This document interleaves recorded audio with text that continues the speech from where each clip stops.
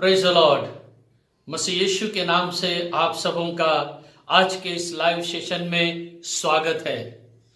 मेरे प्यारे भाइयों और बहनों, आज भी वो प्रभु यीशु मसीह जो मरा और मर के जी उठा और आज भी हमारे बीच में वो जिंदा है, हमारे बीच में चल फिर रहा है, आपके घर में है।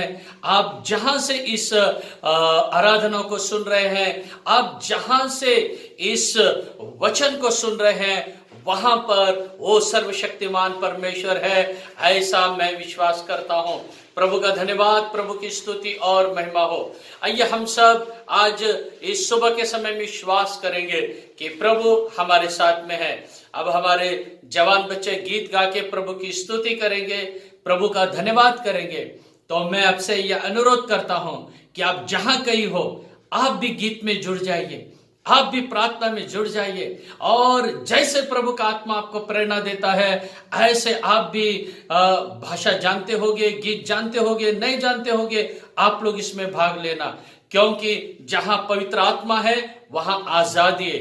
Where there is spirit of God there is liberty. तो प्रभु ने आज हमको पूरा आजादी दिया है। आइए हम प्रार्थना के साथ शुरू करेंगे।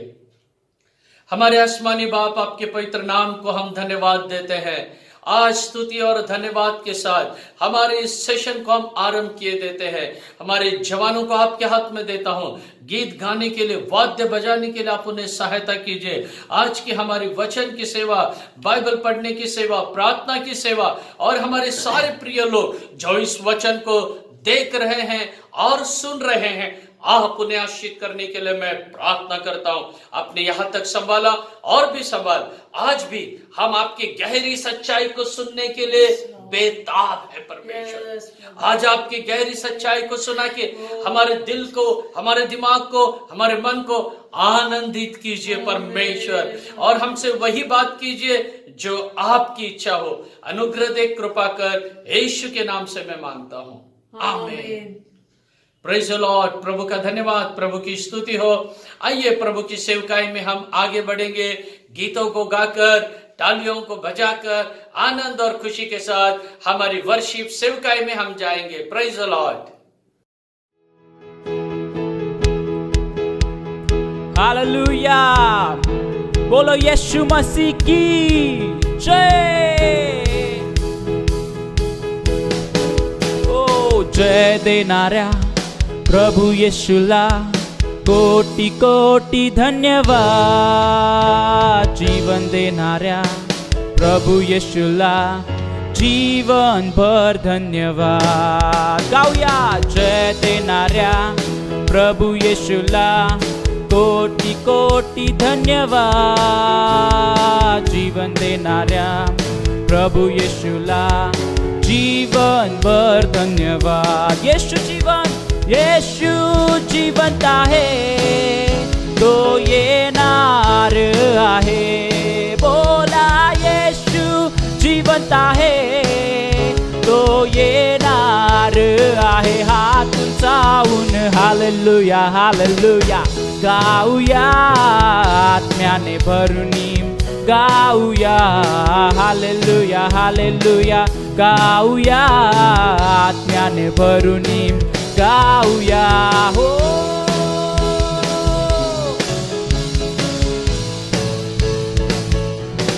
ओ जय देने वाले प्रभु यीशु को कोटि कोटि धन्यवाद।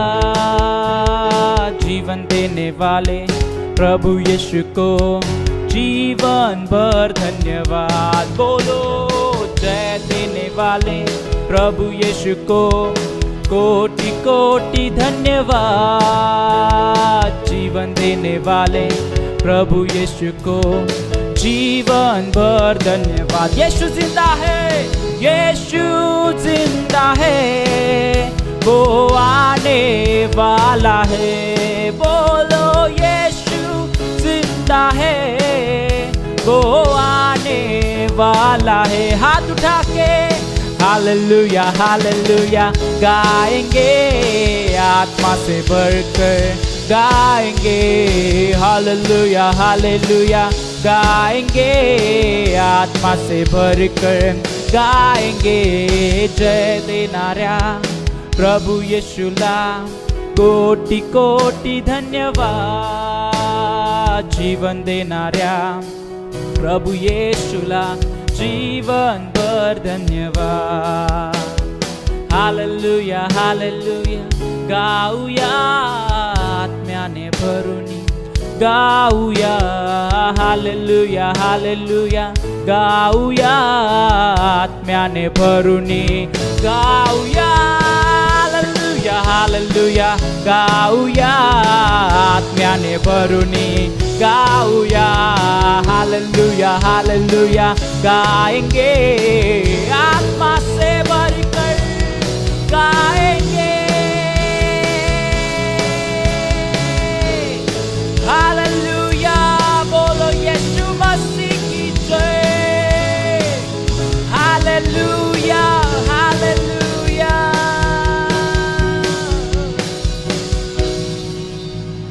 विजयी हुआ यीशु मेरा विजयी हुआ. बोलो विजयी हुआ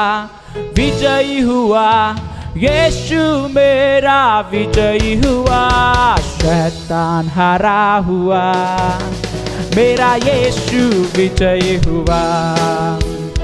शैतान हारा हुआ मेरा यीशु विजयी हुआ. बोलो विजयी हुआ यीशु मेरा विजयी हुआ. विजयी हुआ यीशु मेरा विजयी हुआ.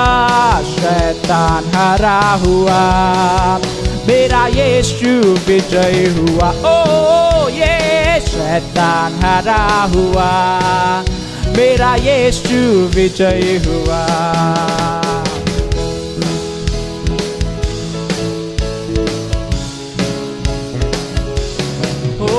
शत्रु के हर शक्ति पर अधिकार हमें मिला.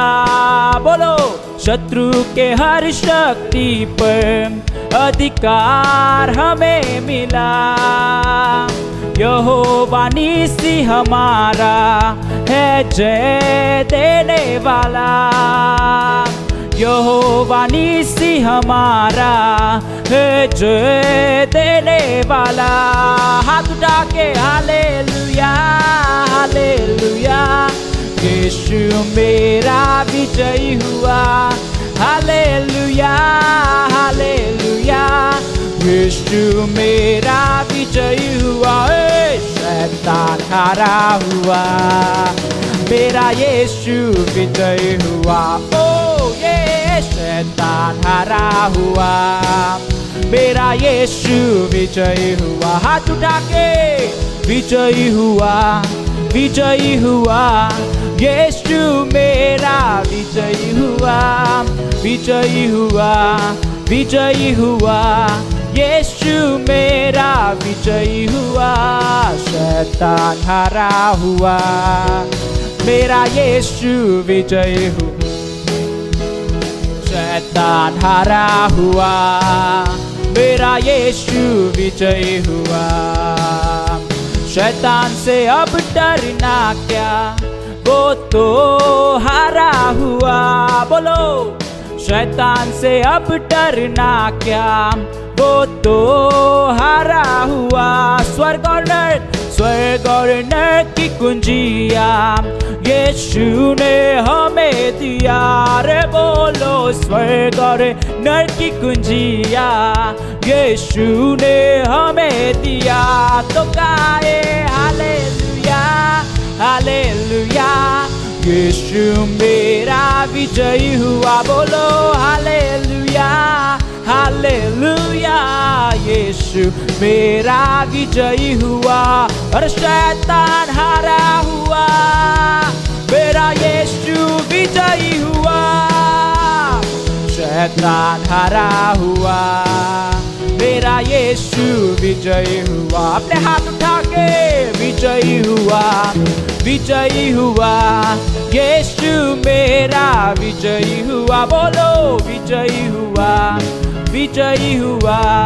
यीशु मेरा विजयी हुआ, शैतान हारा हुआ, मेरा यीशु विजयी हुआ। रे बोलो शैतान हारा हुआ, यीशु विजयी हुआ। रे गाए शैतान हारा हुआ, मेरा यीशु विजयी हुआ। शैतान हारा हुआ, मेरा यीशु विजयी हुआ। शैतान हारा हुआ, मेरा यीशु विजयी हुआ। रे बोलो शैतान हारा हुआ, मेरा यीशु विजयी हुआ। मेरा यीशु विजयी हुआ, मेरा यीशु विजयी हुआ, मेरा यीशु विजयी हुआ। अपने आंखों को बंद करेंगे इस समय। वो मेरा यीशु उस क्रूस पर विजयी हुआ है।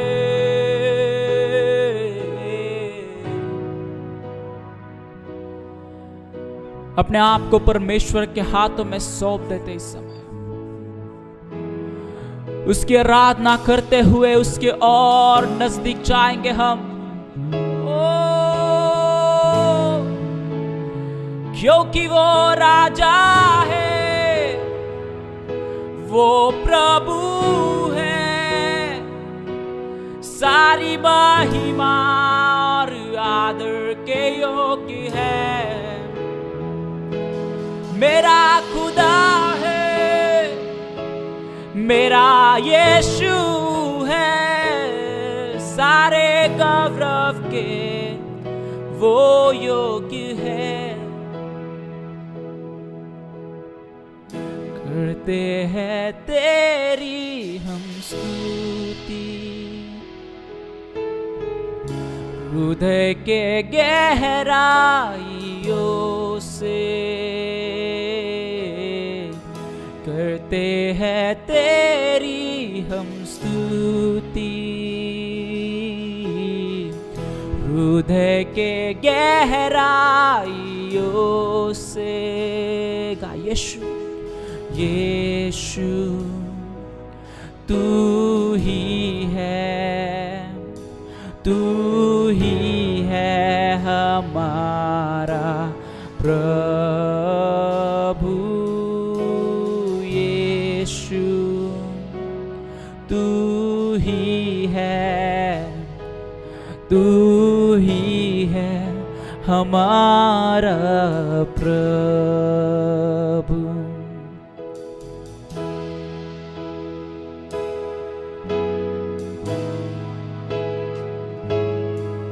वही मेरा खुदा यीशु राजा, करते हैं तेरी हम स्तुति। हृदय के गहराइयों से यीशु तू ही है, तू ही है हमारा प्रभु। यीशु तू ही है, तू ही है हमारा प्रभु। अपने हाथ उठा के गाएंगे, महिमा हो तेरी, महिमा हो तेरी, ओ महिमा हो तेरी, महिमा हो तेरी। आत्मा और सच्चाई से तेरी आराधना करेंगे। आत्मा और सच्चाई से तेरी आराधना करेंगे। अपने हाथों को उठा के दिल से ऊंचा और ऊंचा, सबसे ऊंचा रहे यीशु नाम। ऊंचा और ऊंचा, मेरे जीवन में सबसे ऊंचा रहे यीशु नाम। महिमा हो तेरी, महिमा हो तेरे, ओ महिमा हो तेरी, महिमा हो तेरी यीशुआ, महिमा हो तेरी यीशु, महिमा हो तेरी।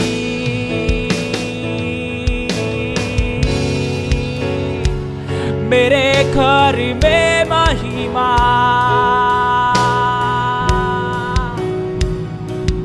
मेरे दिल में महिमा,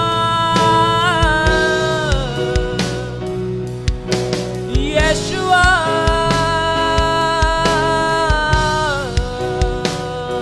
तेरी महिमा, तेरी महिमा।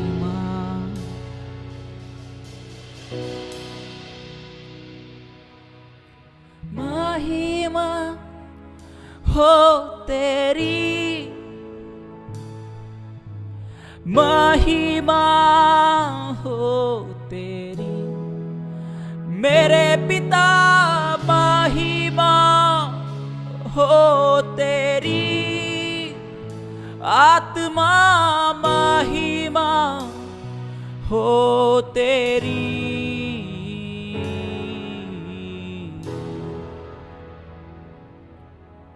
सारी स्तुति और आराधना इस महिमा के साथ जो सिंहासन पर विराजमान मेरा परमेश्वर तेरे नाम को समर्पित करते हैं, तो स्वीकार कर खुदा, प्रभु यीशु के नाम से मांगते हैं, आमीन, हालेलुया। प्रभु का धन्यवाद, प्रभु की स्तुति हो। आज मैं उस टॉपिक के साथ आपके पास आया हूं जिस टॉपिक के लिए आप, मैं और हम सब लोग इंतजार कर रहे थे कि आज का जो हमारा ये तीसरा सेशन है कि इसमें प्रभु हमसे क्या बातें करना चाहता है। हाँ, सचमुच प्रभु हमसे बातें करना चाहता है। प्रभु हमें कई सच्चाइयों को प्रकट करना चाहता है। कई सच्चाई प्रभु हमको आत्मा के द्वारा आज इस सुबह के समय प्रकट करना चाहता है। प्रभु का धन्यवाद हो। और वही हमारी सबसे बड़ी जरूरत है, इस बात को याद रखिए। वही हमारी सबसे बड़ी स्पिरिचुअल नीड है, आत्मिक जरूरत यही है कि आज प्रभु हमसे क्या बात करता है। क्यों? क्योंकि मैं आपके सामने उस विषय के साथ आया हूं और आज का मेरा ये तीसरा सप्ताह है। हाँ, आज प्रभु ने हमें नया महीना दिया है। प्रभु का धन्यवाद हो। दिसंबर महीना का हमारा ये पहला इतवार है। तो दिसंबर के पहले इतवार मतलब हर महीने के पहले इतवार में ऐसा तो हम परमेश्वर के वायदाओं को देखते हैं, लेकिन जैसे कि हम इस पिछले दिनों से इस सच्चाई को सीख रहे, तो मैंने सोचा कि बाद में अगले हफ्ते शायद तो हम प्रॉमिस को देखेंगे, लेकिन इस सच्चाई को हम यहां पर समाप्त करेंगे। प्रभु का धन्यवाद हो। तो आज मैं वचन की बुनियाद से आपके सामने आ रहा हूं। मैंने 2 हफ्ते पहले बताया था कि यीशु मसीह पहले आएगा और उसकी दुल्हन उसकी कलीसिया को ले जाएगा और उसके प्रिय लोगों को ले जाएगा और उसके बाद में मसीह विरोधी का राज्य होगा। लेकिन पिछले हफ्ते क्या हुआ? पिछले हफ्ते में वापस थोड़ा प्रॉब्लम हुआ। क्या प्रॉब्लम हुआ भाई? तो हमने ऐसा वचन से देखा कि मसीह विरोधी पहले आ रहा है और प्रभु यीशु मसीह बाद में आ रहा है। ये क्या है? तो आज प्रभु हमको इसका उत्तर देने वाला है। प्रभु का धन्यवाद हो, प्रभु की स्तुति महिमा हो। आइए हम वचन की गहराई में आज के संदेश की तरफ हम मुड़ेंगे। तो आज मैं आपको बताऊंगा कि पहले कौन आने वाला है, और दूसरी बात मैं आपको दो बात हाईलाइट करूंगा। पहले हाईलाइट करूंगा कि पहले कौन आने वाला है, यीशु मसीह या मसीह विरोधी, और दूसरा मैं आपको यह बताऊंगा कि जो पिछले हफ्ते में मैंने आपको बताया था उसके बारे में कुछ विवरण करूंगा, और तीसरा मैं आपको यह बात बताऊंगा कि जैसे मैंने आपको पहले हफ्ते भी बताया था, दूसरे हफ्ते भी बताया था, तीसरे हफ्ते आज भी ये बताना चाहता हूं मैं आपको कि मैं उस बात को आपके सामने रखूंगा जहां पर दोनों पार्टी सहमत हो जाएंगे कि हाँ ये सच है करके। कि जो कहते हैं कि यीशु मसीह पहले आएगा वो भी सहमत हो जाएंगे, जो पॉइंट में रखने वाला हूं, और जो कहते हैं कि दूसरा, वो भी सहमत हो जाएंगे।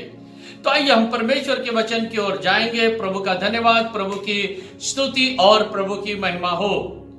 तो जो हम इन दिनों में देख रहे हैं, तो वचन की गहराई को जब मैंने जांच के देखा, जब मैंने ठीक से देखा, तो मुझे यही लग रहा है कि पहले प्रभु यीशु मसीह आएगा और उसके बाद में वो मसीह विरोधी प्रकट होगा। पहले प्रभु यीशु मसीह आएगा, उसकी कलीसिया को लेके जाएगा, और उसके बाद में ही वो पाप पुरुष प्रकट होगा। प्रभु का धन्यवाद हो, प्रभु की स्तुति और प्रभु की महिमा हो।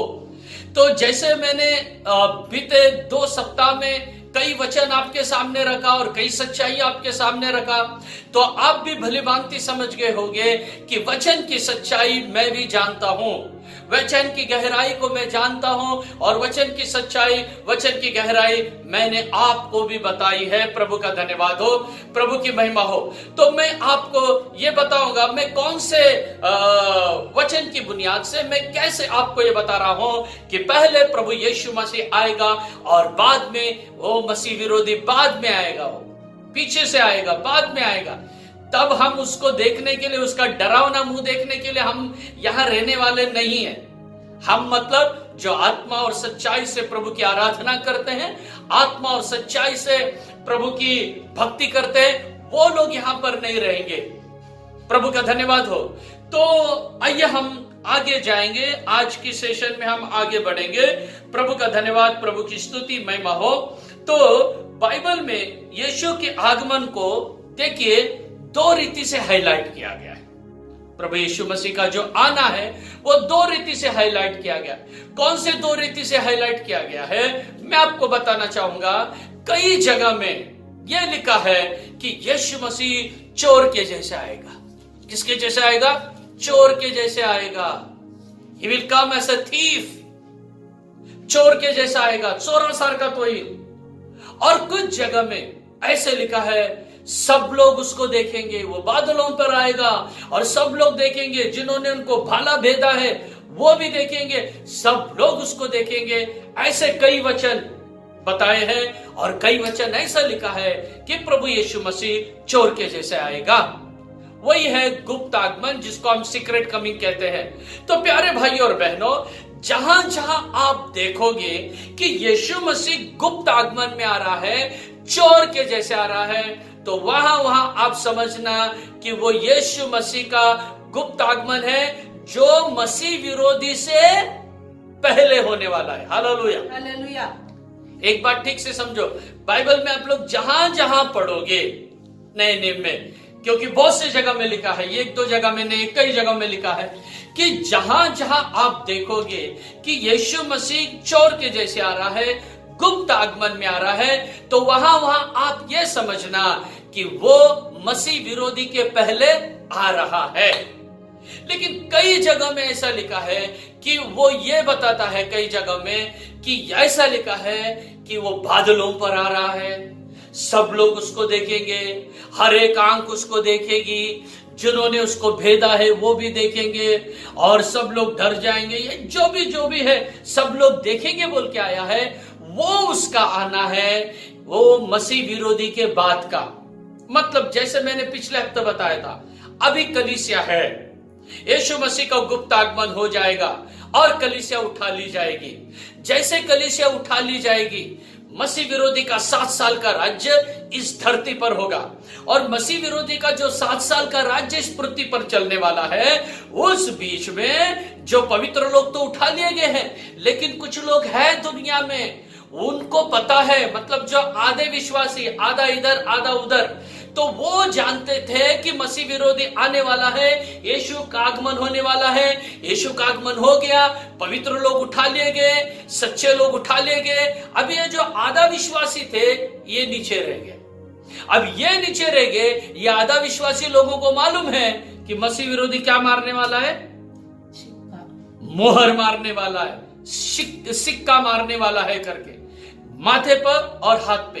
तो इसका 666 का जो सिक्का है, वो लेके मसीह विरोधी जब आएगा, तो ये जो आधा विश्वासी लोग हैं, ये जो आधा है, इसमें से कुछ लोग क्या करेंगे, भाई मैं मरने को तैयार हूं, लेकिन मैं ये सिक्का नहीं लूंगा, ये सील, हाँ, मैं ये छाप नहीं लूंगा, ये मैं मुहर नहीं लूंगा, ये छाप मैं नहीं लूंगा। कौन सी मुहर? 666 की मुहर, 666 की मुहर मैं नहीं लूंगा। वो 666 के बारे में प्रकाशित वाक्य 13, 16 से 18 के बीच में आप पढ़ सकते हैं। तो वो मैं नहीं लूंगा करके ये बोलेंगे। और जो लोग वो सिक्को, वो छाप नहीं लेंगे, वो सील नहीं लेंगे, वो मुहर नहीं लेंगे, वो 666 नहीं लेंगे, वो सब मार दिया जाएंगे, वो सब मार दिए जाएंगे। फिर वो जो मर गए हैं, उन्हें बाइबल कहता है रक्त साक्षी। तो इन रक्त साक्षियों को लेने के लिए यीशु मसीह और एक बार आएगा, और एक बार आएगा। वो उस समय में हम कई जगह में पढ़ सकते हैं, हिंट देता हूं मैं, रेवलेशन 19 चैप्टर में आप लोग बाइबल में पढ़ लेना बाद में। तो उस समय प्रभु आएगा और जो रक्त साक्षी हुए हैं उनको लेके जाएगा। और यही बात रेवलेशन 14 चैप्टर में भी लिखा है, जो 14 अध्याय में प्रकाशित वाक्य की लिखा है, कटनी तैयार है। और ये जो कटनी है, ये कटनी भी वो मसीह विरोधी के हाथ से मरे हुए जो शहीद लोग हैं, उन्हें ले जाने के लिए यीशु आएगा। फिर जब ये शहीदों को लेने के लिए आएगा, तो उस समय सारी दुनिया उसको देखेगी, सारे संसार उसे देखेंगे, सारे लोग उसे देखेंगे। लेकिन जब वो पहले आएगा, उस समय उसे सारे लोग नहीं देखेंगे। वो केवल अपनी दुल्हन के लिए आ रहा है, वो अपने कलीसिया के लिए आ रहा है। ये बात आपके मन में याद रखना, और ये बात आपको भूलना नहीं है, इसको याद रख के आपको बढ़ना है। अगर आप ये बात, अब मैंने ये जो एक 5 मिनट आपको बताया है, ये आपको अगर समझ में नहीं आई, तो मैं आपसे ये विनती करता हूं कि आप 2 बार 3 बार वापस पढ़िए। अगर नहीं समझा तो वापस आप समझने की कोशिश कीजिए इसको, क्योंकि इसी के ऊपर आगे का बेस भी क्या है, इसी के ऊपर डिपेंड करता है। प्रभु का धन्यवाद हो, प्रभु की स्तुति हो। तो जहां जहां, और एक बार मैं संक्षेप में कहता हूं, जहां जहां गुप्त आएगा, यीशु चोर के जैसा आएगा, समझना वो मसीह विरोधी से पहले अपनी कलीसिया, अपनी दुल्हन के लिए आ रहा है। और जहां जहां लिखा है, वो सारी आंखें उसको देखेंगे, सब लोग उसको देखेंगे। तो वो समझ लेना, मसीह विरोधी के राज्य के बाद में आ रहा है, और वो शहीदों के लिए आ रहा है, जिन्होंने नंबर नहीं लिया उनके लिए आ रहा है। और ये पॉइंट मैं आज आगे और भी मैं टच करने वाला हूं, आपको तब और भी समझेगा, अगर अभी ठीक से समझ में नहीं आया तो। प्रभु का धन्यवाद हो। तो ये 2 बातें आप याद रखना कि कैसे उसका गुप्त आगमन और जाहिर तौर से सबके सामने उसका खुले आम प्रकट होना है, जिसे हम सीक्रेट एडवेंट कहते हैं और ओपन एडवेंट कहते हैं, कि सबके सामने वो प्रकट होगा। प्रभु का धन्यवाद, प्रभु की स्तुति और प्रभु की महिमा हो। तो आइए हम लोग आगे बढ़ेंगे। तो और भी आगे बढ़ने से पहले मैं आपको बताता हूं, अगर हम डिस्पेंसेशन के बारे में देखेंगे, डिस्पेंसेशन कहने से युग, युगों के बारे में अगर आप देखेंगे कि परमेश्वर ने एक युग रखा, युग, हर एक युग होके गया है। कैसे कि जैसे हम कहते हैं फॉर्मर इटर्निटी, ये एक युग था, मतलब फॉर्मर इटर्निटी एक युग था। इसका मतलब क्या, वहां पर केवल पिता, पुत्र और पवित्र आत्मा थे। वो आदि नित्यता जिसको हम कहते हैं, उस आदि नित्यता में पिता, पुत्र और पवित्र आत्मा तीनों थे। वो कितने साल थे अपने को मालूम नहीं है, लेकिन वो एक युग है। और उसके बाद में हम पढ़ते हैं एंजेलिक पीरियड। एंजेलिक पीरियड मतलब क्या? स्वर्गदूतों का युग। तो स्वर्गदूतों का युग कितना साल था वो भी हमको मालूम नहीं, लेकिन वो युग था। एक युग, एक लंबा समय हो गया। तो ऐसे एक एक युग है। फिर उसके बाद हम देखते हैं कि इनोसेंस पीरियड मतलब क्या? वहां पर आदम और हवा को परमेश्वर ने बनाया, अदन के बगीचा में रखा। वो कितने साल तक वहां पर निर्दोष मतलब बिना फल खाए कितने साल थे हमको मालूम नहीं, लेकिन एक लंबा सफर है। वो भी एक युग है। और उसके बाद में हम लोग देखते हैं कि वो एदन बगीचा से उनको बाहर निकाल दिया गया है। और उसके बाद में जो है कॉन्शियस पीरियड आ गया है। कॉन्शियस पीरियड मतलब विवेक युग, जहां हमारा विवेक हमसे बातें करता है। विवेक युग हम जिसको कहते हैं, विवेक युग, कॉन्शियस पीरियड मतलब उसी समय में देखिए काइन और हाबिल ने अपनी भेंट लेके आए। उनको किसी ने कहा नहीं कि परमेश्वर के लिए भेंट चढ़ाओ करके, लेकिन फिर भी वो लेकर आए। कहने से वो कौन सा युग है? वही है कॉन्शियस पीरियड। कहने से उनका विवेक ने उनको बताया था, किसी ने बताया नहीं उनको, उनके विवेक ने बताया था कि भाई हम परमेश्वर को भेंट चढ़ाए करके। तो ऐसे एक युग के बारे में लॉ पीरियड आया। फिर उसके बाद में जो मूसा के द्वारा लॉ पीरियड मतलब व्यवस्था का युग आया है। मूसा परमेश्वर ने 10 आज्ञाएं दी है। तो ऐसे एक युग होते गए हैं। अभी जैसे कि हम उसके बाद में अभी हम लोग आगे आए हैं, जिसे हम कहते हैं कि ग्रेस पीरियड में हम लोग आए हैं। तो ये जो ग्रेस पीरियड है, ये जो ऐसे कई पीरियड है इसमें। तो पीरियड है मेरा टॉपिक नहीं है आज। अगर पीरियड का बता होना है तो मैं आपको स्टेप बाय स्टेप बताता था। ट्रांजिशन पीरियड क्या है, ये पीरियड क्या है, वो की पीरियड क्या है, सब बताता था मैं आपको। तो हमारा जो अगर युग के बारे में ठीक से जो व्यक्ति स्टडी करेगा, वो कभी भी यह नहीं बोलेगा कि मसीह विरोधी पहले आएगा करके। युगों के बारे में जिसको ठीक से मालूम है, ठीक से जानकारी है, जो बाइबल का बेस ठीक से जानता है शुरुआत से, वो आदमी कभी भी यह प्रचार नहीं करेगा कि पहले मसीह विरोधी आएगा फिर मसीह आएगा। नहीं, क्योंकि ये जो युग के बारे में डिस्पेंसेशन अगर हम क्लियर देखने के, देखिए आपको एक गहरी बात बता के मैं आगे बढ़ूंगा, लेकिन ज्यादा इस पे नहीं बोलूंगा। डिस्पेंसेशन एक केवल क्रिश्चियनिटी में ही नहीं है। डिस्पेंसेशन के बारे में और भी कई धर्म डिस्पेंसेशन के बारे में प्रचार करते हैं। एक बार एक जो अन्य धर्म वाले हैं उनके पास हमारे विश्वासी मुझे लेकर गए। तो वहां पर लेके गए और बात ऐसी थी, पत्नी हमारे पास प्रार्थना को आती थी और पति दूसरा धर्म में जाता था। तो लेकिन उनके पास भी फिर ये दोनों पति पत्नी का हमेशा बहस चलता था। तो पत्नी और पति में तय हो गया कि आपके पास्टर को और जो हमारे गुरु है हम उनको मिलाएंगे एक दिन। ठीक है, तय हो गया। फिर मुझसे हमारी वो बहन ने परमिशन पूछा, पास्टर क्या आप तैयार हो? मैं बोला एवर रेडी हो किसी से भी मिलने के लिए, बाइबल के ऊपर डिस्कशन करने के लिए मैं हमेशा सदैव तैयार हूं, क्योंकि बाइबल सच्चा है। तो हम गए। उसके बाद जब शुरू हुआ तो उस गुरुवर्य ने मुझे उनकी सच्चाई बताने लगा जो उनके है।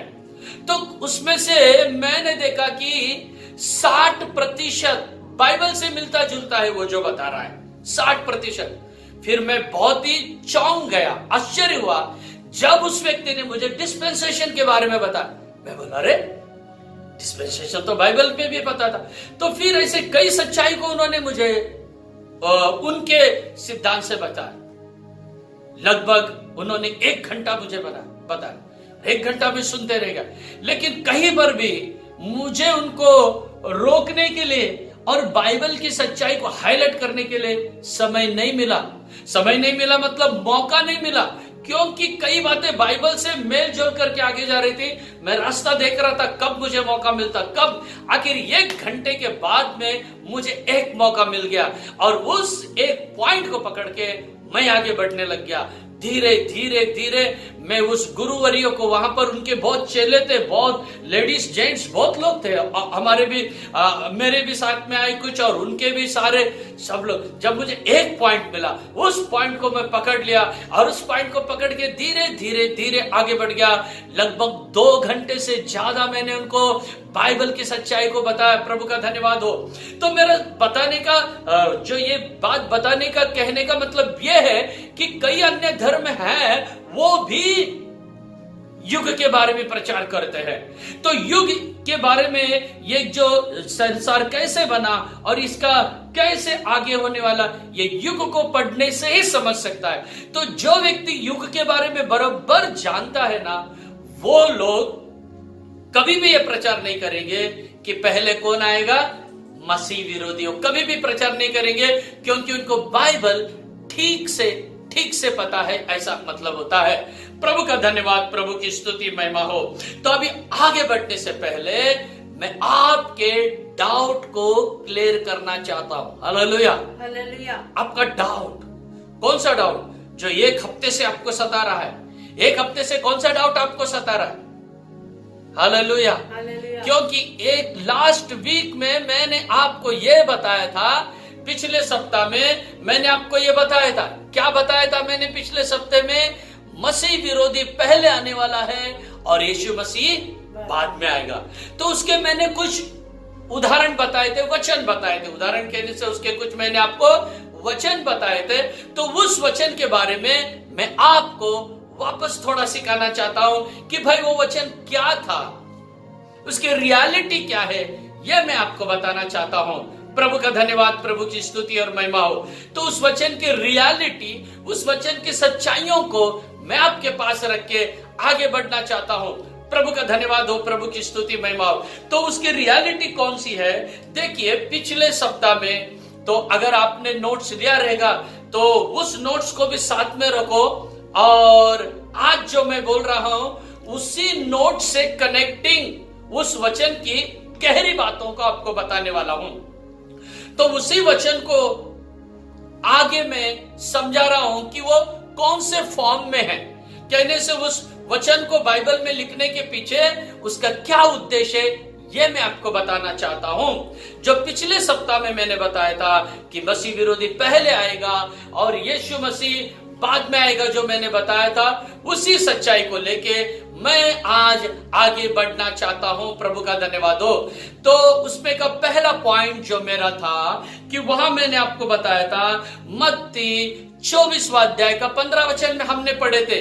तो मैथ्यू 24:15 में हम पढ़े थे। तो वहां पर हमने क्या पढ़ा था कि भाई पाप पुरुष प्रकट हो गया, अधर्म का पुरुष क्या हो गया है? वो कौन है? क्या वो आदमी कौन है? वो 15 वचन में उजाड़ने वाला, वो उजाड़ने वाला। और 15 वचन में क्या, आज 16 वचन में क्या दिया उसके बारे में? 16 आगे का वचन, उसके बारे में 15 वचन और 16 वचन पढ़िए। सो जब तुम उस उजाड़ने वाली घृणित वस्तु को जिसकी चर्चा, उजाड़ने वाला 16 वचन पढ़िए। तब जो यहूदिया में हो वो पहाड़ों पर भाग जाए। नहीं, उसके आगे का वही 15 वचन का पूरा, पवित्र स्थान में खड़ी हुई देखो। हाँ, उस वस्तु को पवित्र स्थान में खड़ी हुई देखो करके यहाँ पर लिखा गया है। तो जैसे हमने वहां पर देखा था कि वो पाप का जो पुरुष है वो प्रकट हो गया है, उसका नाम उजाड़ने वाला करके वहां पर बताया गया है। तो ये 15वें वचन में ये आ गया करके। तो 1 से 14 वचन अगर हम देखेंगे तो वहां पर यीशु मसीह के आगमन के बारे में 14 चिन्ह मैंने कहा बताया है, और डायरेक्ट यीशु मसीह नहीं और मसीह विरोधी प्रकट हो गया है। तो सीक्वेंस, यदि हम उसकी जो श्रृंखला देखने से या उसके सीक्वेंस देखने से हमें यह पता चलता है कि यीशु मसीह आना चाहिए था, लेकिन कौन आ गया है? मसीह विरोधी। फिर ये क्या चक्कर है? तो और उसके बाद में मैंने आपको बताया था कि मसीह विरोधी का आगमन हो रहा है। तो ये पहले मसीह विरोधी आ रहा है और उसके बाद में मसीह विरोधी के बारे में लिखा है। तो ये क्या चक्कर है? प्रभु का धन्यवाद हो मेरे भाई मेरी बहन। तो देखिए, सीक्वेंस थोड़ा आगे पीछे भी हो सकता है, तो वो बड़ी बात नहीं। सीक्वेंस आगे पीछे बाइबल में कई जगह में हो गया है।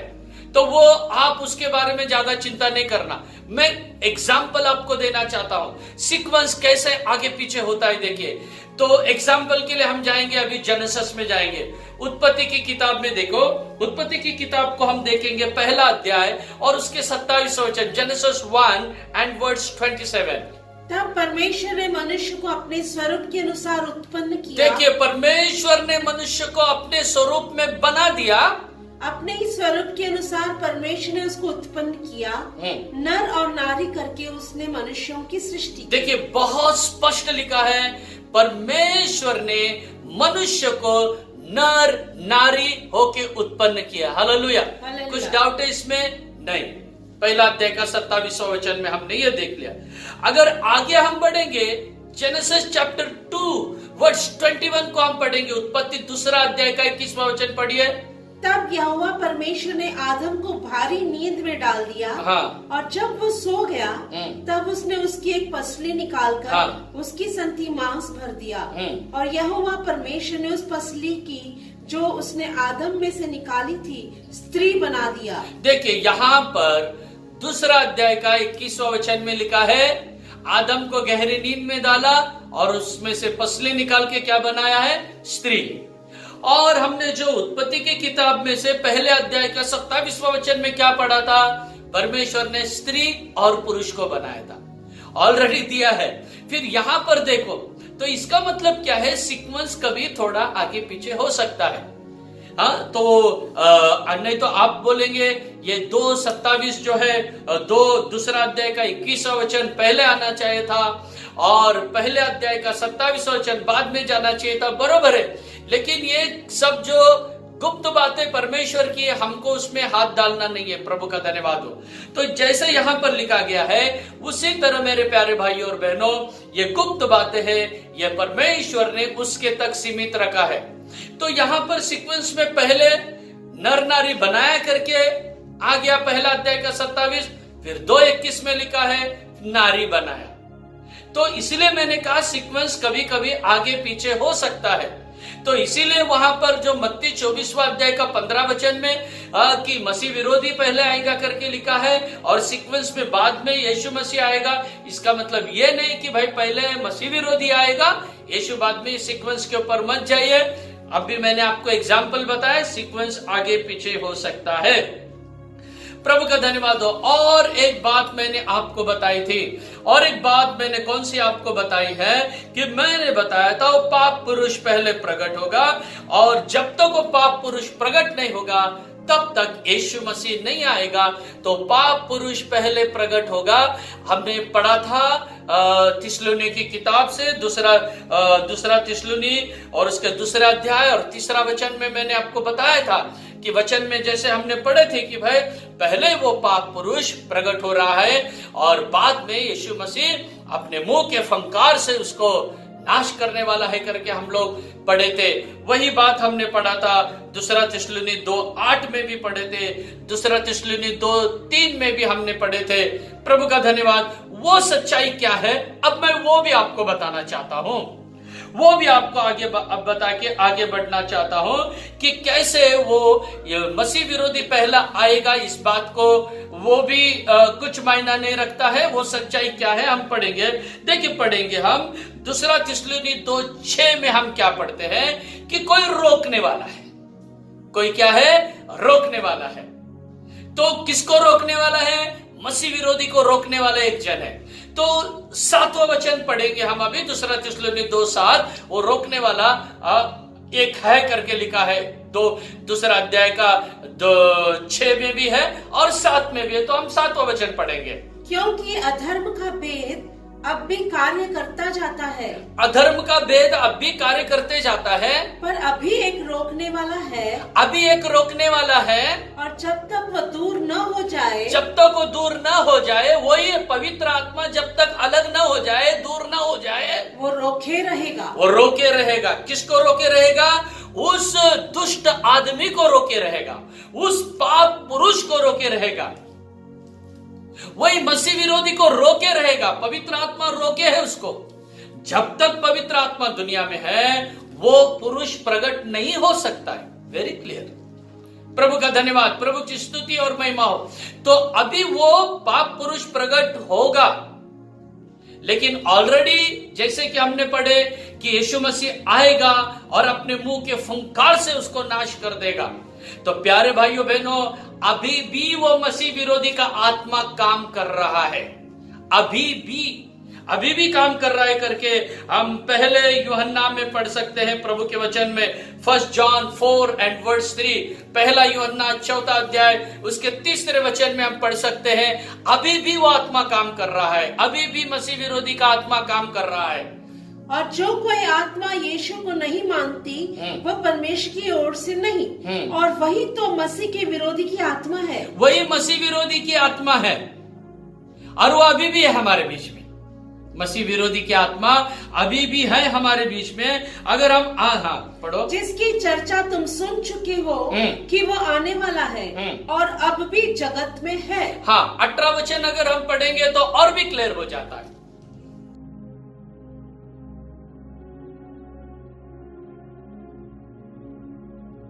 तो यही अभी भी वो जगत में है, इसी को प्रभु यीशु मसीह नाश कर देगा अपने मुंह के फुंकार से, जब वो आएगा तब। तो अभी भी वो है।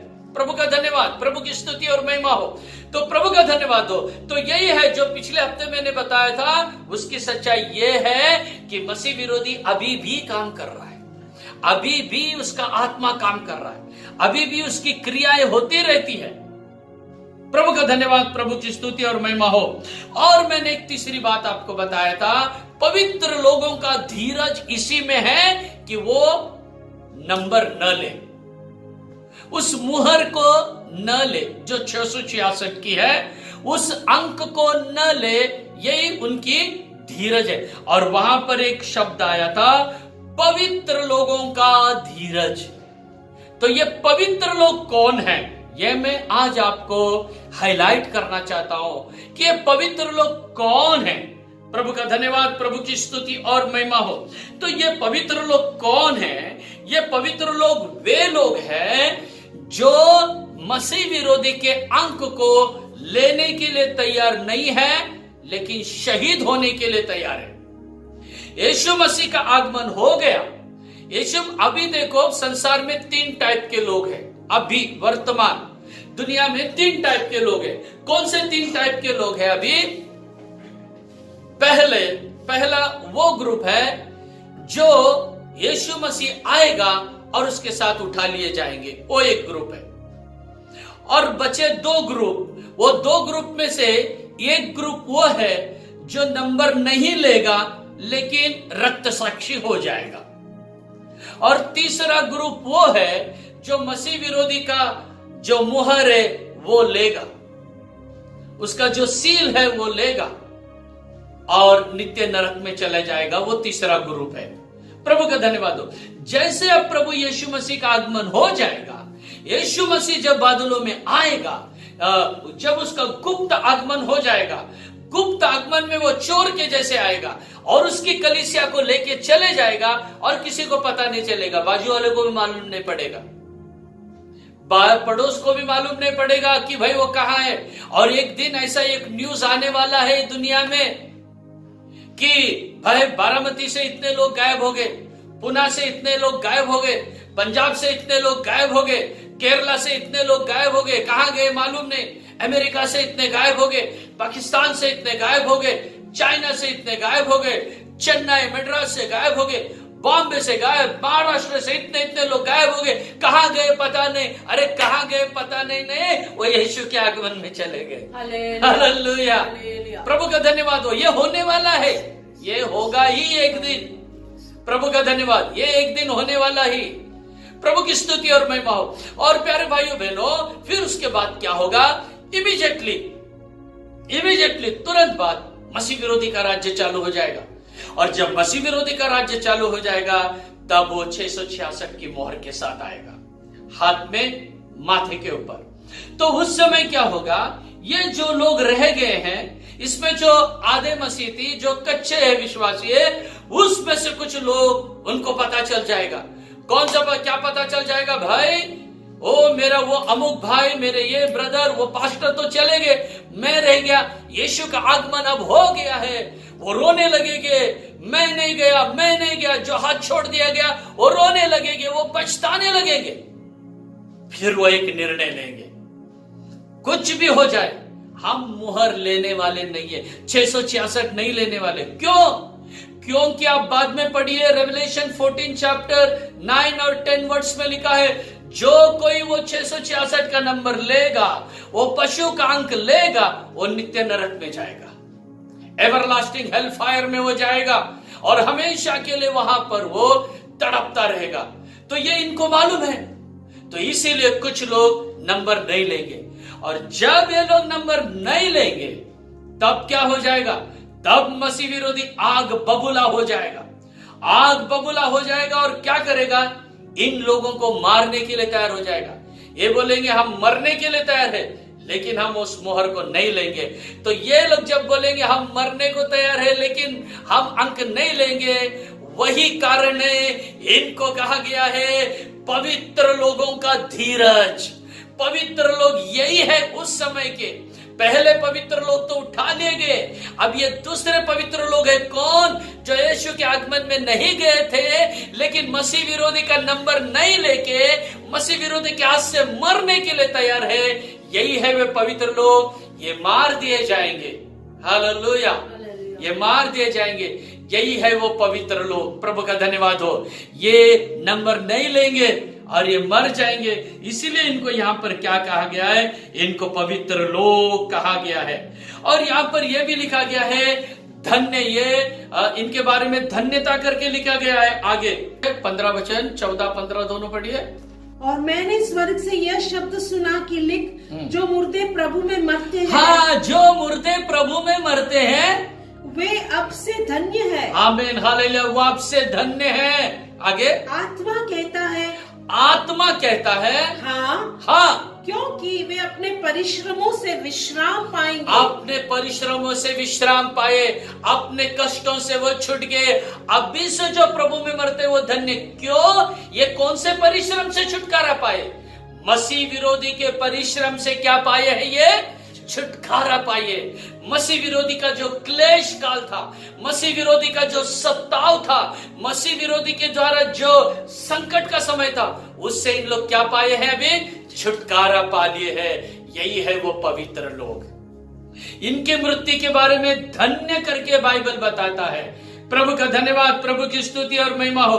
तो ये वो पवित्र लोग है। ये अभी जो जिंदे, अभी जो पृथ्वी के पवित्र लोग हैं, जो प्रभु के आगमन में जाने वाले, ये वो पवित्र लोग नहीं है। ये पवित्र लोग वो है जो यीशु मसीह के आगमन में उठा लिए नहीं गए, लेकिन मसीह विरोधी के हाथ से मर गए, शहीद होने के लिए तैयार हो गए।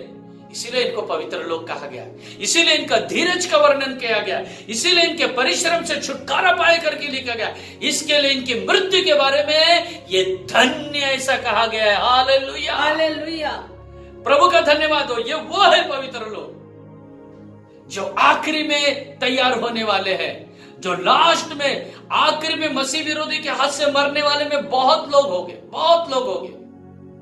उस समय कोई चालाकी चलने वाला नहीं है, उस समय कोई भी चालाकी चलने वाला नहीं है। आप कहोगे हम यहां बच जाएंगे, वहां बच जाएंगे, कुछ होने वाला नहीं है।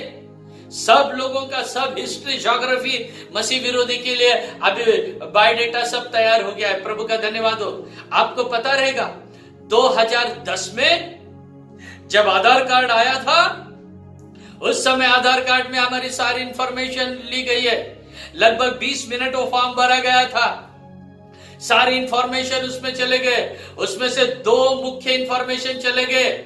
हमारा फिंगरप्रिंट वहां पर चला गया है और हमारा आंख का स्कैनिंग वहां पर हुआ है, कभी आधार कार्ड लेने के समय में। तो आधार कार्ड लेते समय हमारा फिंगरप्रिंट और आई स्कैन ऑलरेडी चला गया है, वो डेटा में बंद हो गया है। वही है मसीह विरोधी के समय में वो बाहर निकलने वाला है। तो वही है जो हमारा आई स्कैन हो गया है, हमारा ये सब चला गया है। तो ये सब जो है अब उनके पास डेटा में कलेक्शन हो गया है, गवर्नमेंट के पास आ गया है। और आने वाले दिनों में ये क्या हो जाएगा? मसीह विरोधी का राज्य जब चालू होगा तो कौन कहां छुपा है वो सैटेलाइट बताएगा। क्या बताएगा? जीपीएस सैटेलाइट बताएगा। जीपीएस मतलब ग्लोबल पोजीशनिंग सिस्टम। अभी ये जीपीएस सिस्टम क्या करता है? अभी हमारे लिए फायदा का है क्या? रास्ता बताता है। हम भी कभी किधर किधर जाते हैं, एड्रेस ढूंढते हैं तो जीपीएस के द्वारा बहुत इजी हो जाता है। तो अभी वो रास्ता ढूंढ के बराबर उधर लेके जाता है। आने वाले दिन में अगर कोई छुप के बैठ गया मसीह विरोधी के सामने, मैं नहीं जाऊंगा, मुझे नंबर भी नहीं लेना है, मुझे मरना भी नहीं है, ऐसा डबल गेम उधर चलने वाला नहीं। अभी चलेगा। अभी चर्च में डबल गेम चलता है, चलाओ। घर में डबल गेम चलता है, चलाओ। लेकिन उस दिन डबल गेम चलने वाला नहीं। अगर आप खड्डे में कहीं पर भी छुप के बैठेंगे तो बराबर वो जीपीएस सैटेलाइट ढूंढ के निकालेगा, यहाँ एक जन छुप के बैठा है और उसने नंबर अभी तक नहीं लिया है 666। उधर से ढूंढ के निकालेंगे। क्या भाई चाहिए? तो वो अभी विश्वास योग्य नहीं, बाद में क्या विश्वास योग्य होंगे? तो वो कहेंगे हाँ मुझे चाहिए, तब उसे खाना मिलेगा, पीना मिलेगा, सब मिलेगा। लेकिन वो कहेगा नहीं मुझे नहीं चाहिए, तो उसको खाना नहीं मिलेगा, पीना नहीं मिलेगा, केवल मृत्यु मिलेगा। ऐसा एक समय में जो लोग विश्वास में स्थिर रहेंगे और मरेंगे वो है पवित्र लोग। वो है उनके धीरज के बारे में वहां पर वर्णन किया गया है। प्रभु का धन्यवाद हो। तो वही है पिछले संडे जो मैं बताया था, उसकी सच्चाई को मैं अब आपके सामने रख रहा हूं। प्रभु का धन्यवाद हो। और आगे मैंने आपको यह बताया था, चौथा और एक पॉइंट बताया था मैंने, प्रभु यीशु मसीह का आगमन होगा और यह भी कि आकाश और पृथ्वी सब वाइंड अप हो जाएगा करके बताया था। दूसरा पत्रस 3:10 में हमने पढ़े थे कि अभी का आकाश प्रभु के आगमन में क्या होएगा कि ये सब निकल जाएगा करके ऑलरेडी हम पढ़े थे। तो मैं उसे और एक बार पढ़ना नहीं चाहता समय को बचाने के लिए। और मैंने उसके बाद में आपको कुछ वचन बताए थे कि पुराने नियम से भी, जो ईसाया 65:17 से भी बताया था कि भाई आकाश और पृथ्वी सब निकल गए हैं और नया आकाश आया है, नवी पृथ्वी आई है, क्योंकि प्रभु यीशु का आगमन हो गया। और यीशु का आगमन हो गया और आकाश निकल गया करके हम पढ़े हैं, पृथ्वी जल गई करके हम लोग पढ़े पिछले बार। आज मैं उस सच्चाई को भी आपको बताने चाहता हूं। मैं क्यों बता रहा हूं? क्योंकि प्यारे भाइयों बहनों, जो मैंने पिछले संडे वचन बताया था, ऐसे वचन लेके कोई आपको आके ये न भरमाए, कोई आके आपके विश्वास को न डगमगाए। देखो ये वचन लिखा है, ऐसे ऐसे वचन लिखा है, तो इसका मतलब ये है, ऐसा करके आपका विश्वास डामाडोल नहीं होना चाहिए, हलना नहीं चाहिए। आपका डामाडोल कहने से गड़बड़ नहीं होना चाहिए। आप लोग डरना नहीं चाहिए, उस समय गड़बड़ी नहीं होना चाहिए। इसीलिए मैं आपको दोनों वचन बता के उसकी सच्चाई को आपके सामने रख रहा हूं। प्रभु का धन्यवाद हो। यीशु का, जैसे कि वहां पर लिखा था कि प्रभु यीशु मसीह का आगमन होगा और उसके बाद आकाश चला जाएगा, आकाश निकल जाएगा, पृथ्वी भी जल जाएगी। प्रभु का धन्यवाद। तो ये बात जो है, यीशु का आगमन होगा, लेकिन इमीडिएटली पृथ्वी निकलने वाली नहीं है। इमीडिएटली नहीं, इमीडिएटली तुरंत यीशु के आगमन के बाद तुरंत पृथ्वी जलने वाली नहीं है, तुरंत आकाश भी निकलने वाला नहीं, नॉट इमीडिएटली। थोड़ा सा समय है वहां पर। आज वही मैं आपको हाईलाइट करना चाहता हूं, थोड़ा सा समय है। और वहां पर वो थोड़ा समय कौन सा है प्यारे भाइयों बहनों? देखिए, मसीह विरोधी के समय में आकाश और पृथ्वी, जो मसीह विरोधी का जो समय का जो उसका कालखंड है, उसके अंत में ये निकल जाएगा। फिर उसके बाद में नया आकाश नया पृथ्वी प्रभु लाएगा। वो कभी होगा? मसीह विरोधी के समय में होगा करके मैं आपको वचन की सच्चाई बताता हूं। अगर हम बाइबल में पढ़ेंगे तो मसीह विरोधी के राज्य के बारे में बहुत सफाई से, बहुत अच्छा प्रकाशित वाक्य के 6वां अध्याय में लिखा है। रेवलेशन चैप्टर 6 में लिखा है। तो रेवलेशन ये जो किताब है, प्रभु का धन्यवाद हो, पिछले 25 साल से मैं ये रेवलेशन के बारे में सिखाते आ रहा हूं। फ्रॉम लास्ट 25 इयर्स इसके बारे में मैं सिखाते आ रहा हूं। कई जगह में मैंने इसके बारे में स्टडीज पूरा लिया है। जो औरंगाबाद में मैं इसके बारे में 2.5 साल 2.5 इयर्स मैं औरंगाबाद में इसके बारे में स्टडी दिया हूं। और इसके बाद में कोल्हापुर में लगभग 3 साल में इसके बारे में स्टडी दिया हूं। तो अभी जो इशारा बाइबल चा मासिक मैगजीन है उसके अंदर revelation first chapter first word, first chapter second word, ऐसा एक एक वचन के बारे में अभी मैं वो मैगजीन में से देते आया हूं। अब उसके लिए लगभग 8 साल हो गया वो चल रहा है। और कई दूसरे जगह में जो ओपन क्रूसेड्स होते हैं, कन्वेंशंस होते हैं, मैक्सिमम जगह में मैंने प्रचार किया है बुक ऑफ रेवलेशन के बारे में। तो ये इसके बारे में ठीक से स्टडी करके ही आपको हम ये दे रहे हैं। ऐसा नहीं कि भाई कुछ भी हमारा पॉइंट सीधा है, हमारा ही पॉइंट सच्चा है करके वो झंडा खड़ा करने के लिए मैं नहीं बोल रहा हूं। जो बाइबल की सच्चाई को जानकर ही मैं इस सच्चाई को आपके सामने रख रहा हूं। प्रभु का धन्यवाद हो। देखिए, प्रकाशित वाक्य के 6वें अध्याय में मसीह विरोधी के बारे में लिखा गया है। वहां पर जो मुहर तोड़ने के बारे में लिखा गया है 6वां अध्याय का पहला वचन से अगर आप पढ़ेंगे तो जब वो सील या मुहर टूट रहा है तो अलग अलग टाइप के घोड़े वहां पर से निकल रहे हैं। तो वही है मसीह विरोधी का प्रकट होने की बात है। जो देखते वहां पर सफेद घोड़ा निकल रहा है, फिर लाल घोड़ा निकला है, फिर ब्लैक काला घोड़ा निकला है, फिर उसके बाद येलो रंग का घोड़ा निकला है। तो ये जो एक एक घोड़े हैं ये मसीह विरोधी के एक एक कैरेक्टर को प्रकट कर रहे हैं। तो उसी मसीह विरोधी के राज्य के रहते समय में एक एक सील, एक एक जो सिक्का है, एक एक मुहर, एक एक सिक्का तोड़ा गया है। तो उस समय में ये हो रहा है। तो जब 6वां जो मुहर तोड़ा गया है, जो 6वां सील तोड़ा गया है मसीह विरोधी के समय का, वो हम पढ़ेंगे। देखिए, हम पढ़ेंगे रेवलेशन चैप्टर 6 वर्स 12, 13 एंड 14। और जब उसने 6वीं मुहर खोली, तो मैंने देखा जब 6वीं मुहर खोली तब मैंने देखा कि एक बड़ा भूइडोल हुआ और सूर्य कंबल की नाई काला और पूरा चंद्रमा लहू का सा हो गया और आकाश के तारे पृथ्वी पर ऐसे गिर पड़े। क्योंकि आकाश हिलाया गया है ना, तो तारे नीचे आ गए जैसे बड़ी आंधी से हिलकर अंजीर के पेड़ में से कच्चे फल झड़ते हैं। और आकाश ऐसा सरक गया जैसा आकाश सरक गया। हम जैसा बोलते हैं ना कि आकाश सरक गया कहने से हिल गया। हाँ, आकाश सरक गया जैसा पत्र लपेटने से सरक जाता है। जैसे लपेट के बाज बाहर कर देते हैं, ऐसा वो बाहर अटक गया। और हर एक पहाड़ और टापू अपने अपने स्थान से टल गया। सब पहाड़ टापू, ये पहाड़ टापू कहाँ है? पृथ्वी के ऊपर। ये सब हट गए करके यहाँ पर लिखा है। कहने से बहुत ही स्पष्ट यहाँ पर लिखा गया है। हो गया क्या खत्म? हाँ, तो बहुत ही स्पष्ट यहाँ पर लिखा गया है आकाश सरक गया कहने से निकल गया।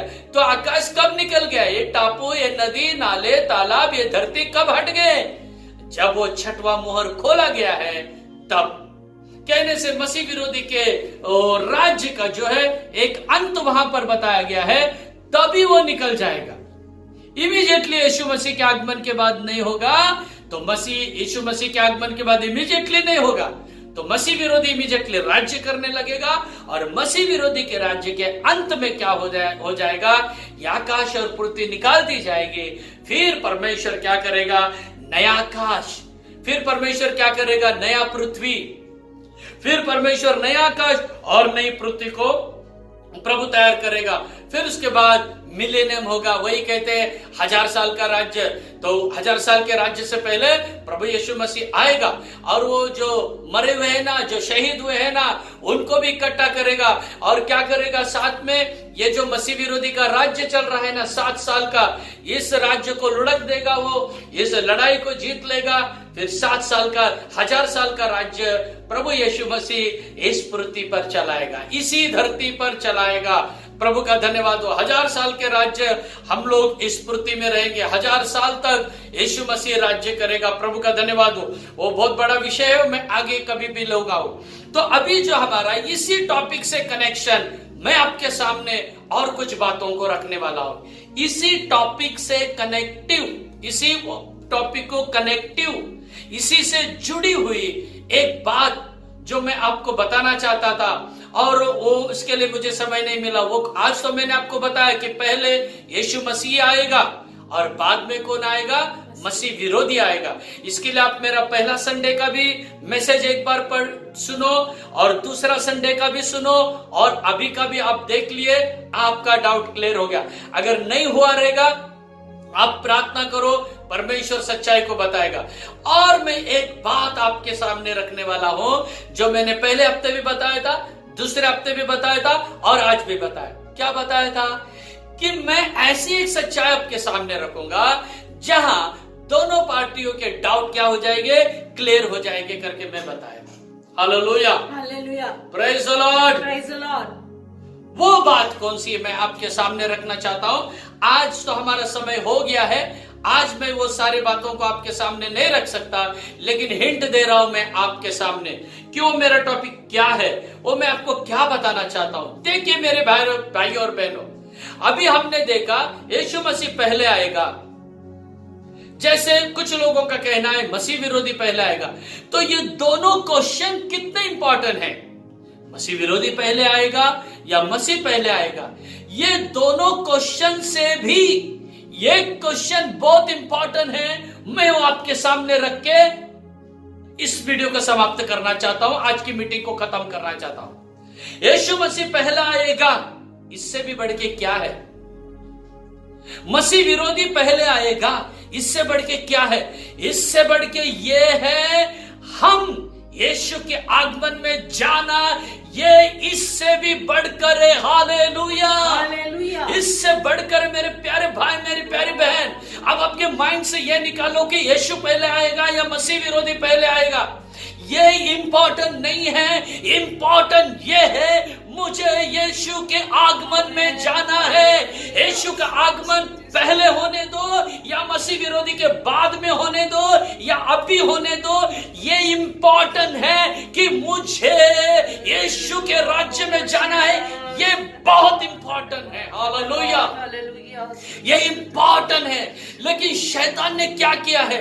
इस मुख्य बात को दबाने के लिए, इस इंपॉर्टेंट बात को दबाने के लिए हमारे अंदर इस तरह के आपस में लड़ाइयों को ला रहा है, हमारे अंदर इस तरह की मतभेद को ला रहा है। ये बड़ा है, ये बड़ा है, ये डॉक्ट्रिन बड़ा है, ये डॉक्ट्रिन बड़ा है। मसीह विरोधी पहला आएगा, ये डॉक्ट्रिन बड़ा है। क्या यीशु मसीह पहला आएगा, ये डॉक्ट्रिन बड़ा है। इसमें हमको लड़ा रहा है। ये मुख्य नहीं है मेरे भाई, मेरी बहन। मुख्य ये है कि तुझे और मुझे, हम सबको यीशु के राज्य में जाना है। ये अहम बात है, ये मुख्य बात है। इसके लिए मुझे तैयारी करना है और इसके लिए आपको तैयारी करना है। प्रभु का धन्यवाद हो। हमें इस बात की तैयारी करना है कि यीशु के राज्य में मुझे जाना है। ये हमारे लिए बहुत मुख्य बात है। प्रभु का धन्यवाद हो। ऐसी कई सच्चाइयां हैं, उस सच्चाइयों के पीछे कई दुष्ट आत्माएं काम करती है कि हम सच्चाई को ठीक से समझ ना सके। हमारे लिए सच्चाई ये है, इंपॉर्टेंट बात यह है मेरा भाई, मेरी बहन, हर एक पास्टर्स और हर एक इवेंजलिस्ट, जो प्रॉफिट्स है या जो भी लोग हैं इस मेरे वचन को सुन रहे हैं, ये मुख्य बात आपके लिए और मेरे लिए है कि मैं और आप यीशु के आगमन में जाए, ओ प्रभु के पास मिले। ये मुख्य बात है। कभी भी होने दो यीशु का आगमन, पहले होने दो, बाद में होने दो, लेकिन मुख्य बात यह क्या है कि मुझे उसके आगमन में जाना है। मेरा विश्वास है कि यीशु पहले आएगा, ठीक है, वो विश्वास वहीं तक ठीक है, लेकिन उस विश्वास के लिए मुझे लड़ाई करते नहीं बैठना है, किसी के साथ वाद विवाद करते नहीं बैठना है। मुझे वाद विवाद करने वाला, लड़ाई करने वाला, झगड़ा लगाने वाला वो शैतान है। हमें आपस में लड़ाता है और वो वहां से मजा लेता है। तो इसीलिए मेरे भाई, मेरी बहन, सारे आपस के मतभेदों को बाहर निकाल दो। कई मतभेद क्रिश्चियनिटी में है। कई बोलते हैं शादी करके सेवा करो, कई बोलते हैं शादी नहीं करके सेवा करना है। कई लोग बोलते हैं डूब के बपतिस्मा लो, कई लोग है हाँ वचन की सच्चाई को इनकार कोई कर नहीं सकता, वो बात अलग है। लेकिन उसके पीछे लड़ाने वाला कौन है ये भी देखो ना। सच्चाई तो आपको मालूम पड़ ही जाएगा। अगर आप एक प्रभु से प्रार्थना करते हो कि प्रभु मुझे सच्चाई सिखा, प्रभु आपकी सच्चाई कलीसिया में ही लेके जाएगा, आपको झूठा कलीसिया में वो कभी भी नहीं लेके जाएगा। आपको सच्ची कलीसिया ही देगा, सच्चा पास्टर ही प्रभु आपको देगा, सच्चे लोग ही प्रभु आपको देगा, क्योंकि प्रभु आपसे प्यार करता है। लेकिन इसकी दूसरी बाजू ये नहीं है कि हम आपस में क्या करते रहे, लड़ते रहे, झगड़ते रहे, तो इसमें ना आप जाएंगे स्वर्ग में ना मैं जाऊंगा। हाँ, मैं अच्छे पॉइंट के लिए लड़ रहा हूं, लेकिन लड़ाई ये हमें करना नहीं है, हमें सच्चाई बताना है। ये बात है, वचन की सच्चाई को बताना है, हमको पेश करना ही, हमको सच्चाई हाईलाइट करना ही है। वो बात मैं नहीं बोल रहा हूं आपको, लेकिन लड़ाई झगड़ा कड़वापना वो नहीं चाहिए। आप और मैं ठीक से समझना चाहिए, मुझे यीशु के आगमन में जाना ये सबसे बड़ी बात है, ये सबसे अहम बात है। प्रभु का धन्यवाद। तो मैंने आपको ये बात क्यों कहा कि हमें यीशु के आगमन में ही जाना मुख्य बात है। प्रभु का धन्यवाद हो। तो मैंने ऐसा क्यों कहा कि भाई किसी का भी आगमन होने दो, पहले हमको प्रभु के राज्य में जाना, यही बहुत जरूरी है हमारे लिए। अगर हम वहां नहीं जाएंगे तो फिर क्या फायदा है? यीशु के आगमन में हम नहीं जाने से क्या फायदा है? लड़ाई झगड़ा इधर ही रह जाएगा। तो इसीलिए मैंने कहा वो कभी भी होने दो, उसके आगमन में जाना बहुत इंपॉर्टेंट है। तो प्रभु से यही प्रार्थना करते रहो, प्रभु जब तू आएगा मुझे याद रख, जब तू आएगा मेरे परिवार को याद रख, जब तू आएगा प्रभु हमें भूलना नहीं। यही आपको प्रार्थना करना है, यही आपको बोल के आगे बढ़ना है। परमेश्वर आपको सहायता करे, परमेश्वर आपकी मदद करे। प्रभु का धन्यवाद, प्रभु की स्तुति और महिमा हो। प्यारे आसमानी बाप, अच्छे समय के लिए धन्यवाद करते प्रभु जी। पिछले 11 महीना तू हमें आंख की पुतली की तरह संभाल कर इस 12वां महीना का पहले इतवार में आत्मा और सच्चाई में तेरी आराधना करने के लिए तूने हमें मदद किया, इसलिए हम धन्यवाद करते प्रभु। आराधना का शुरुआत से लेकर अब तक तेरा सम्मुख हमारे साथ रहा, धन्यवाद। हम गीतों की सेवा आशीष किया, इसलिए धन्यवाद करते प्रभु जी। आज भी तेरे वचन की गहराइयों में तू हमें लेकर चला, इसलिए धन्यवाद करते प्रभु। हमारे मन के सारे संदेह को तूने दूर किया, इसलिए धन्यवाद करते प्रभु जी। हम विश्वास करते कि तेरा आगमन पहला होगा, लेकिन उससे भी अहम बात यह है कि हम तेरा आगमन पहला हो या बाद में हो, लेकिन तेरे राज्य में हम दिखाई देना, वही महत्वपूर्ण बात है प्रभु जी। इसलिए तेरे आगमन में कैसे जा सकते हैं, उसके लिए जो तैयारियां हमारे आत्मा प्राण और शरीर में होना है प्रभु जी, उसके लिए हमें मदद कर प्रभु। तूने हमें दिया हुआ समय के लिए धन्यवाद प्रभु। हर घड़ी हर मिनट प्रभु एक तैयारी का अनुभव हमारे अंदर दे प्रभु जी। इन दिनों में हमारे स्वभाव को बदल प्रभु जी, हमारे सारे आदतों को बदल प्रभु जी। एक निर्दोष और निष्कलंक दुल्हन को तू लेने के लिए आने वाला है प्रभु। जैसा तू पवित्र है, जैसा तू निर्दोष है प्रभु, तू चाहता है कि तेरी दुल्हन भी वैसा ही पवित्र और निर्दोष होना है प्रभु जी। इसलिए इन दिनों में पवित्र और निर्दोष होकर तेरे गुप्त आगमन में जब तू चोर के समान प्रकट होगा प्रभु, तेरे साथ उठा लिए जाने के लिए तो हमें तैयार कर प्रभु जी। हालेलुया। हम मसीह विरोधी के समय में नहीं रहेंगे, हम विश्वास करते प्रभु जी। वचन बोलने के लिए तेरे दास को दिया हुआ कृपा के लिए धन्यवाद प्रभु। वचन सुने हुए हरेक के जीवन के संदेह को तूने दूर किया, इसलिए धन्यवाद करते प्रभु जी। बड़ी आशा के साथ पवित्र जीवन बिताकर तेरे गुप्त आगमन में उठा लिए जाने के लिए हम सबको तैयार कर। शरीर आत्मा प्राण तेरे हाथों में समर्पण करते यीशु मसीह के नाम से मांगते हैं, आमीन। Praise the Lord, praise the Lord. Now may the grace of our Lord Savior Jesus Christ, love of the Father and sweet fellowship, the anointing of Holy Spirit rest and abide with us all, now and until Jesus comes in His glory.